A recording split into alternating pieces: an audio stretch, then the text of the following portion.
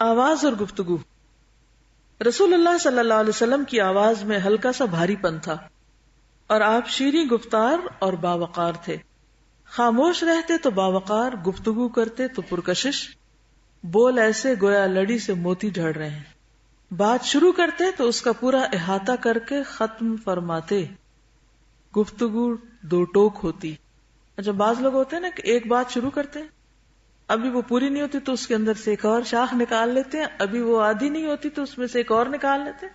And of the day یہ سمجھ نہیں آتی کہ موضوع کیا تھا، بات تھی کیا.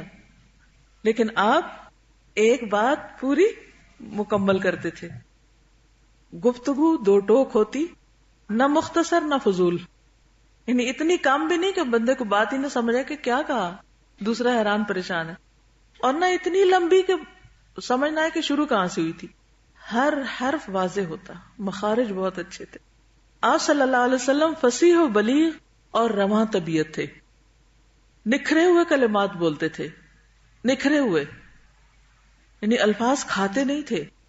بعض ہوتے ہیں نا یا تو شروع جملہ ٹھیک بولتے ہیں آخر میں گول کر جاتے ہیں. بعض لوگ لفظ کا ابتدائی حصہ ٹھیک بولتے ہیں آدھے کے بعد ڈراپ کر دیتے ہیں، سمجھ نہیں آتی کیا کہا. بعض لوگ ناک میں بولتے ہیں، بعض اوقات یعنی پوری بات سمجھ نہیں آتی کہ کہا کیا گیا. آپ دیکھیے کہ خاص طور پر اگر آپ دین کا کام کر رہے ہیں تو آپ کو میسج کنوے کرنے کے لیے، چاہے پوئٹری میں ہو یا نثر یا نظم، کچھ بھی ہو، بات واضح کرنی، خواہ لکھنے میں کیوں نہ ہو. بعض لوگ ڈیزائننگ کرنے لگتے ہیں تو وہ ڈیزائن اتنے چھا جاتے ہیں کہ پتہ نہیں چلتا کہ یہ ڈیزائن بنا کس لیے، کیا میسج ہے. تو ہمیشہ اصل مقصد سامنے ہونا چاہیے.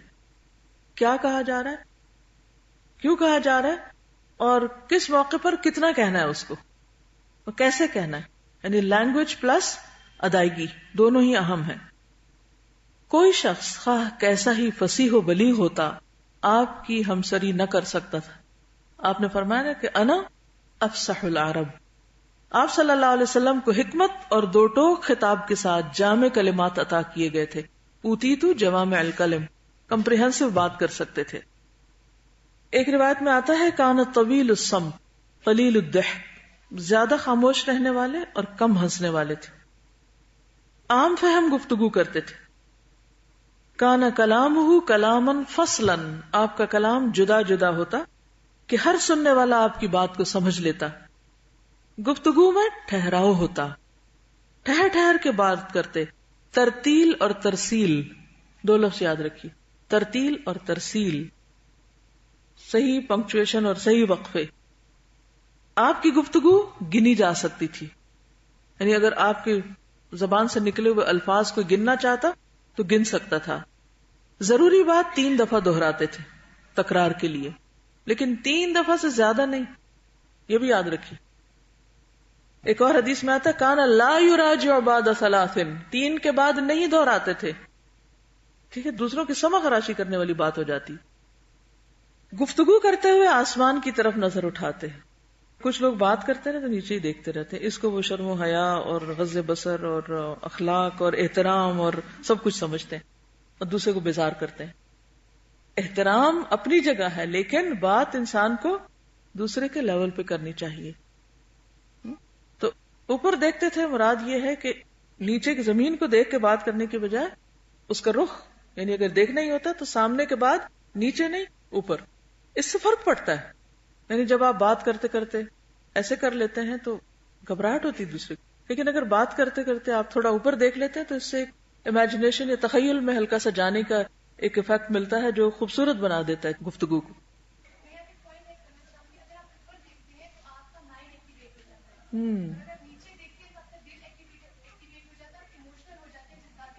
یہ کہاں لکھا ہے؟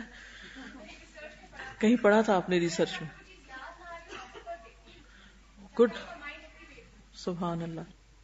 انہوں نے ایک ریسرچ پڑھی جس میں آتا ہے کہ آپ گفتگو کرتے وقت اگر آپ اوپر دیکھتے ہیں تو آپ کا ذہن ایکٹیویٹ ہوتا ہے، اور اگر آپ نیچے دیکھتے ہیں تو آپ کا دل، قلب ایکٹیویٹ ہوتا ہے، یعنی ایموشنز آپ کے جاگتے ہیں. تو اس سے کیا ہوتا ہے کہ عورتیں میرے خیال ہے خصوصاً دلہن اسی لیے شاید سر جھکا کے بیٹھی ہوتی ہے. تو اس میں آپ دیکھیے کہ اگر آپ کو کوئی چیز بھول جاتی تو آپ کو چاہیے کہ اوپر دیکھیں تاکہ یاد آ جائے. ماتھا پکڑ کے نیچے نہیں دیکھیں. ہاں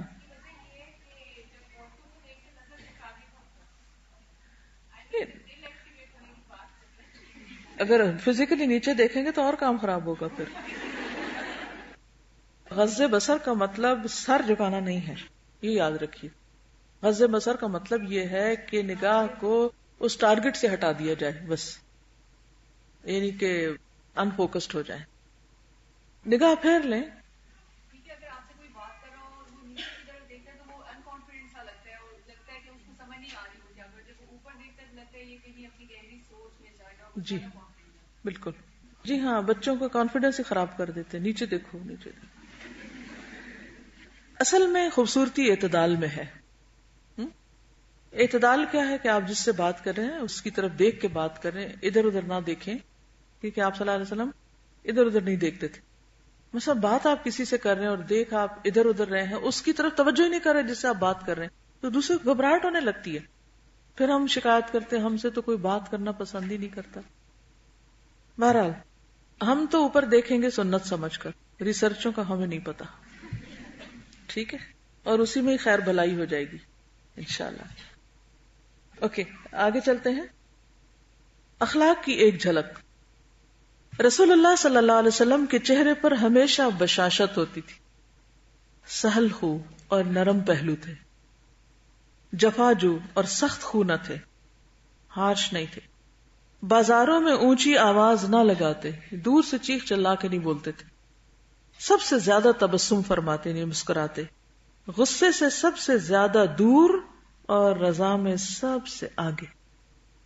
یعنی بات بات پہ غصہ نہیں آتا تھا، غصہ آتا تھا اور پیچھے کیفیت بھی ہم نے پڑھی، لیکن بہت کم اور صرف حق بات پر.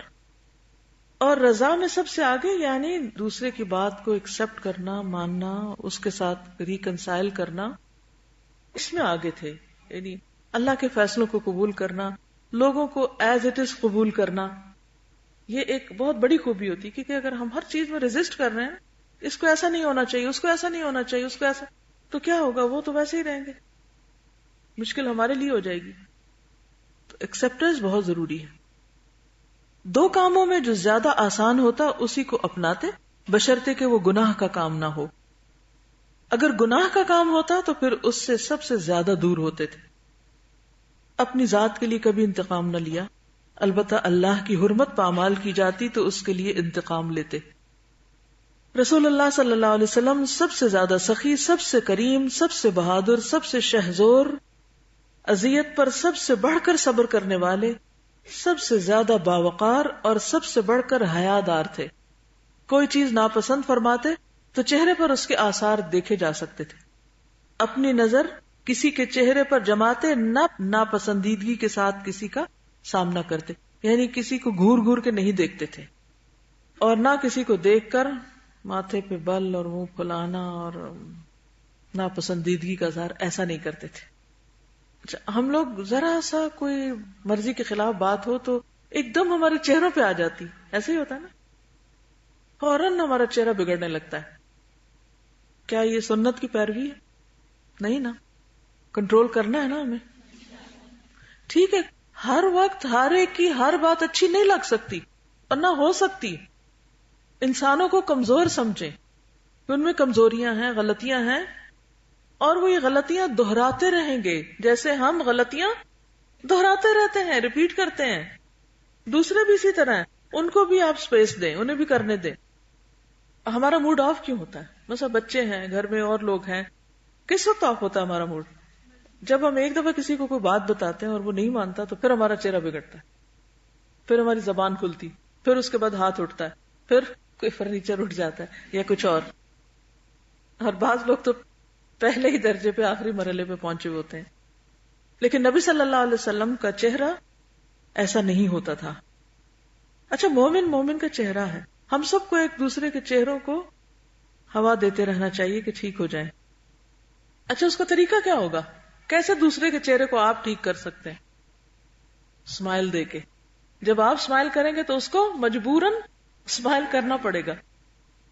اور اگر پھر نہ کرے تو کیا کریں گے؟ آنکھیں نکالیں گے. پھر دوبارہ اسمائل کریں حتیٰ کہ وہ کرنے لگے. سب سے زیادہ عدل کرنے والے، پاک نفس اور پاک دامن، سچائی کے علم بردار اور بڑے امانت دار تھے. نبوت سے پہلے ہی امین کے لقب سے مشہور تھے. سب سے زیادہ متواضع اور تکبر سے دور تھے. سب سے بڑھ کر عہد کے پاسدار، سب سے عظیم شفقت اور رحمت والے، سب سے عمدہ معاشرت اور ادب والے، سب سے زیادہ کشادہ اخلاق، فحش اور لعنت ملامت سے سب سے زیادہ دور، جنازوں میں تشریف لے جاتے، فقراء اور مساکین کے ساتھ بیٹھتے، غلام کی دعوت قبول کرتے، کھانے اور لباس میں ان پر برتری نہ اختیار فرماتے. جو آپ صلی اللہ علیہ وسلم کی خدمت کرتا آپ خود اس کی خدمت فرماتے، اس میں کوئی آر نہیں سمجھتے تھے. اپنے خادم پر عتاب نہ کرتے، یہاں تک کہ کبھی اسے اف تک نہ کہا. غرض آپ صلی اللہ علیہ وسلم کے اوصاف کو احاطہ بیان میں لانا ممکن نہیں. اس کی مزید تھوڑی سی وضاحت کچھ اور احادیث. نبی صلی اللہ علیہ وسلم مسکراتے تھے، کہہ کے نہیں لگاتے تھے. کان لا یضحک الا تبسما، ہنستے نہیں مسکراتے تھے. خوش ہوتے تو چہرہ مبارک چاند کا ٹکڑا معلوم ہوتا. اور صحابہ کہتے ہیں کعب بن مالک کہ یہ بات ہم آپ کے چہرے سے معلوم کر لیتے کہ آپ کتنے خوش ہیں. لوگوں کو آپ سے دھکیلا نہ جاتا تھا، یعنی اگر آپ کراؤڈ میں سے گزر رہے ہیں تو دوسروں کو آگے سے ہٹایا نہیں جاتا تھا کہ ہٹو ہٹو ہٹو بچوں کی آوازیں نہیں آتی تھیں آپ کے مجمع میں. آپ اپنے رستے پر خود چلتے تھے اور لوگ رستہ دیتے جاتے تھے. بڑے کو عزت دیتے، دائیں جانب سے شروع کرتے. مثلا جیسے مسواک کرتے یا کچھ پیتے تو آغاز دائیں جانب سے کرتے. جب بھی آپ سے کچھ مانگا جاتا آپ ضرور عطا کرتے. اگر کوئی چیز موجود نہ ہوتی تو خاموشی اختیار کر لیتے. اچھا ہم کیا کرتے ہیں؟ تعویلیں دینی شروع کر دیتے ہیں اور تشریح کرنے لگتے ہیں کہ ہم اس لیے نہیں دے پا رہے، پھر ایسا ہے ویسا ہے، یہ اپنے عذر اور مجبوریاں سنانے لگتے ہیں. اس سے دوسروں کی سمع خراشی ہوتی ہے. پھر ہے تو ٹھیک، نہیں تو بات ختم. ہدیہ قبول کرتے اور بدلہ دیتے تھے. جب پہلا پھل لایا جاتا تو برکت کی دعا کرتے اور چھوٹے بچے کو دیتے تھے. اچھا ہم جب ایک اصول بنا لیتے نا کہ دائیں جانب سے شروع کرنا ہے، پھر ہر چیز میں دائیں جانب ہماری ہوتی ہے، اس میں پھر ہم اس اصول سے خلاف نہیں جاتے. تو بعض جگہ پر بعض چیز آپ نے بڑے کو پہلے دی، بعض چیز آپ نے چھوٹے کو پہلے دی. مثلا نیا پھل آپ چھوٹے کو پہلے دیتے. کیوں؟ بالکل بچے انتظار نہیں کر سکتے، ان کو جلدی ہوتی. لیکن بعض چیزیں ان میں آپ نے اس چیز کی ترتیب کا لحاظ رکھا تو آپ نے دائیں طرف سے اس کو شروع کیا. جیسے خاص طور پر اگر ایک پراپر مجلس ہوتی. ابو ہریرہ کہتے ہیں کہ لوگ جب پہلا پھل دیکھتے تو رسول اللہ صلی اللہ علیہ وسلم کی خدمت میں پیش کرتے تھے. آپ یہ دعا پڑھتے، اے اللہ ہمارے لیے ہمارے پھلوں، ہمارے شہر، ہمارے سا اور مد یعنی پیمانوں میں برکت پیدا فرما. اے اللہ ابراہیم علیہ السلام تیرے دوست، بندے اور نبی تھے. انہوں نے تجھ سے مکہ کے لیے دعا کی تھی. میں بھی تیرا بندہ اور نبی ہوں. میں تجھ سے مدینہ کے لیے وہی کچھ مانگتا ہوں جو انہوں نے مکہ کے لیے مانگا تھا، بلکہ اس سے دگنا. آپ دیکھیے کہ ہم کہتے نہیں یہ تو ادب کے خلاف ہو جائے گا، اور مکہ تو اس میں اللہ کا گھر ہے، اور ہم اس سے زیادہ کیسے مانگ سکتے ہیں کہ اللہ ہمارے شہر کو بھی برکت دے دے. لیکن آپ صلی اللہ علیہ وسلم نے مدینہ کے لیے مکہ سے بھی بڑھ کے برکت مانگی اور اللہ نے اس میں برکت ڈالی. تو اللہ تعالیٰ کے خزانے بہت وسیع ہیں، اس میں کمی نہیں ہے. ہم مانگنے میں کوتاہی کرتے ہیں، ہم مانگنے سے کتراتے ہیں. تو مانگتے رہیے. اور یوں بھی مانگ سکتے ہیں اللہ جیسے نبی صلی اللہ علیہ وسلم نے مدینہ کے لیے مانگا، ہم وہ اپنی اس جگہ کے لیے مانگتے رہیے، اس سے بھی زیادہ مانگتے ہیں. اب کچھ اور آپ کی صفات اور اخلاق کا ذکر کروں گی تاکہ ہم بھی صاف ستھرے ہو جائیں تھوڑے. منہ کی صفائی، کثرت سے مسواک کرتے تھے. جب بھی رات میں سو کر اٹھتے تو مسواک ضرور کرتے، گھر میں داخل ہوتے تو مسواک کرتے. ہم عام طور پر نکلتے وقت تو کر لیتے ہیں لیکن واپس جا کے نہیں کرتے. سر پر اکثر تیل لگاتے تھے اور پانی لگا کر اپنی داڑھی میں کنگھی کرتے تھے، یعنی پانی سے بالوں کو اسٹریٹ کر لیتے. حضرت عائشہ کہتی ہیں کہ نبی صلی اللہ علیہ وسلم جب جنابت کی حالت میں سونے کا ارادہ کرتے تو پہلے وضو کر لیتے, جیسے نماز کے لیے وضو کرتے ہیں. یعنی اگر غسل نہیں کر سکتے تھے تو وضو پر اکتفا کرتے. نبی صلی اللہ علیہ وسلم کے پاس کپڑے کا ایک ٹکڑا تھا جس سے وضو کے بعد اعضاء خشک کرتے تھے. بعض جگہوں پر خشک نہ کرنے کی بات بھی آتی اور بعض جگہ خشک کرنے کی بات بھی آتی. فرق کس چیز کا ہے؟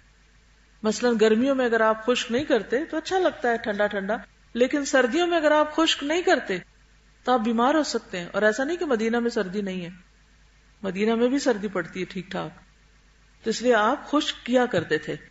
اصل میں کم علمی جو ہوتی ہے نا وہ خطرناک ہوتی ہے. ہم ایک حدیث پڑھ لیتے ہیں پھر اس پر اتنی سختی سے پابندی کرتے ہیں کہ دوسرے سارے پہلو بھول جاتے ہیں, اور وہ جو دین کی خوبصورتی ہے, فلیکسیبلٹی, اس کو بھول جاتے ہیں. تو جب بھی کوئی چیز پڑھیں تو یہ جاننے کی ضرور کوشش کریں کہ یہ کس موقع پر آپ نے کیا تھا, کب کیا تھا, کتنا کیا تھا. اس سے خود بخود معاملات میں آپ کی خوبصورتی آ جائے گی. پھر اسی طرح آپ صلی اللہ علیہ وسلم اپنی عبادات میں بھی بہت پنکچول تھے. مشکلات میں نماز پڑھتے, نماز میں روتے بھی تھے, دعائیں کرتے, دنیا اور آخرت کی بھلائی کی دعا کثرت سے کرتے. اسی طرح آل محمد کے لیے بقدر ضرورت رزق کی دعا کرتے. آپ کی دعا ہے اللہم اجعل رزق آل محمد قوتن, اے اللہ محمد صلی اللہ علیہ وسلم کی آل کو بقدر ضرورت رزق عطا فرما. بہت زیادہ نہیں مانگا تو بگاڑ کا سبب ہوگا. لباس پہنتے وقت, اتارتے وقت دعا پڑھتے. آپ کے لباس میں سرخ جبہ بھی تھا. ہم سمجھتے نا کہ مرد شاید سرخ لباس استعمال ہی نہیں کر سکتے. براہ کہتے ہیں آپ صلی اللہ علیہ وسلم نے سرخ جوڑا زیب تن فرما رکھا تھا, میں نے اس جوڑے میں کسی کو ان سے زیادہ حسین نہیں دیکھا. ورس اور زعفران سے رنگی ہوئی چادر بھی آپ نے پہنی. زعفران کا کلر کون سا ہوتا ہے؟ یلو. تو اس سے پتہ چلتا ہے کہ اگر کبھی یلو کپڑا پہننا ہو تو پہنا جا سکتا ہے. چاندی کی انگوٹھی پہنتے تھے, اس کا نگینہ حبشی تھا. دائیں اور بائیں ہاتھ میں انگوٹھی پہنتے, یعنی دائیں میں بھی پہنی, بائیں میں بھی. ایک اور روایت میں آتا ہے کہ آپ دائیں ہاتھ میں انگوٹھی پہنتے تھے, رائٹ میں. دوسری روایت میں آتا ہے کہ بائیں ہاتھ میں انگوٹھی پہنتے تھے. تو اس کے لیے کوئی ہارڈ اینڈ پاس رول نہیں. ہر رات سرما لگاتے. آپ کے پاس ایک سرما دانی تھی جس میں سے آپ ہر رات 3 مرتبہ ایک آنکھ اور 3 مرتبہ دوسری آنکھ میں سرما لگاتے تھے. طاق عدد میں لگاتے تھے, یعنی 1 یا 3. آپ کے جوتے میں تسمے تھے. تسمے کیا ہوتے؟ لیسز. چمڑے کے جوتے پہنتے تھے. نجاشی نے آپ کے لیے موزوں کا سیاہ جوڑا بھیجا جو غیر منقوش تھا. آپ نے اسے پہنا اور وضو کرتے ہوئے اس پر مسح کیا. کھانے کے بعد انگلیاں چاٹ لیتے, ٹیک لگا کے نہیں کھاتے تھے, گھٹنوں کے بل بیٹھ کر کھاتے تھے. آپ کو مکھن پسند تھا, کدو پسند تھا. کل کے لیے کچھ نہ رکھتے تھے, فریج نہیں تھا. کھانا دسترخوان پر رکھ کے کھاتے تھے. کھانے میں کبھی کوئی عیب نہیں نکالا. پسند ہوا تو کھا لیا, پسند نہ ہوا تو چھوڑ دیا. آپ صلی اللہ علیہ وسلم کا ایک برتن تھا, سہنک, بڑی جو سے تھال ہوتا ہے, اسے 4 آدمی اٹھاتے تھے. تو جب اکٹھے کھانا کھاتے تھے, یعنی کہ اتنا بڑا تھا, ظاہر 4 آدمی اٹھانے ہو کتنا ہیوی ہوگا, تو سارے اسی میں کھانا رکھ کے سب وہی, الگ الگ پلیٹوں میں نہیں کھاتے تھے, ایک جگہ سے کھاتے تھے. آپ کا تکیہ جس پر رات کو سویا کرتے تھے چمڑے کا تھا جس میں کھجور کی چھال بھری ہوئی تھی. سونے کا ارادہ فرماتے تو دائیں ہاتھ کا تکیہ بناتے. آپ کے کندھا مبارک پر مہر نبوت تھی, کبوتر کے انڈے کی طرح. اس کا رنگ آپ کے جسم مبارک کے مشابہ تھا. اس میں سرخی تھی تھوڑی تھوڑی, وہ جو مہر تھی آپ کی, اس میں تھوڑا گوشت ابھرا ہوا تھا. اب آپ کچھ کہنا چاہیں تو تشریف لیں. السلام علیکم. اتنا اچھا لگ رہا ہے, ایسا لگتا ہے جیسے ملاقات ہی ہو گئی ہو کسی سے. اتنی ڈیٹیل میں ایک ایک چیز کا پتہ چلا, اس کی خوشی بہت زیادہ ہوئی ہے. اور ایک دکھ اپنے اوپر ہو رہا ہے کہ ہم لوگ ان چیزوں سے کیوں نہیں اس وقت میں آشنا ہوتے کہ جب اپنی پرسنالٹی کو ہم مولڈ کرنے کے قابل ہوتے. خیر اٹس نیور ٹو لیٹ. ابھی بھی ہمیں جن چیزوں کا پتہ چل گیا ہے، اگر ہم آہستہ آہستہ اگر ایک ایک پوائنٹ کو بھی لیں تو انشاءاللہ اللہ تعالیٰ تو ہر چیز پہ قادر ہے. اللہ کے لیے تو کوئی لمٹ نہیں ہے نا، لمٹس تو ہم نے اپنے لیے رکھی ہوئی ہیں. تو میرا دل چاہتا ہے کہ اگر ہم اور کچھ بھی نہ کر سکیں تو ایٹ لیسٹ ہم پلیزنٹ اور سافٹ تو ہو سکتے ہیں. یہ ہارشنس جو ہے یہ ایک بیماری کی طرح پھیل گئی ہے. مجھے بہت افسوس ہوتا ہے، چھوٹے چھوٹے بچے اتنے ہارش ہو گئے ہیں. آبویسلی وہ ہر وقت ایک ہارش لہجہ سننے کے عادی ہوتے ہیں تو وہی امیٹیٹ کرتے ہیں جو وہ سنتے ہیں. تو بڑوں کا فرض بنتا ہے کہ وہ ایک دوسرے کے لیے بھی نرم ہو جائیں، ذرا سافٹ ہو جائیں. اور یہی بہت بڑی خوبصورتی ہوتی ہے سافٹنس جو ہے. یہ جو آپ نے بات کی ہے نا کہ بچوں کے اندر بھی سختی آ گئی ہے، لٹرلی آپ بعض اوقات بچوں سے سلام کرتے ہیں تو ایسا لگتا ہے جیسے کسی اکڑی ہوئی چیز سے آپ سلام کر رہے ہیں. آپ ان کو گلے لگاتے ہیں تو یوں لگتا ہے کہ جیسے وہ کوئی درخت کا تنا ہے جس کو آپ چھو رہے ہیں. یعنی جھکاؤ، محبت، ایک وہ جو مزاج کی خوبصورتی ہے وہ نہیں نظر آتی. تو اس میں یہ کہ بچپن سے اگر یہ اٹھان ہو رہی ہے تو بڑے ہو کے کیا ہوگا. جی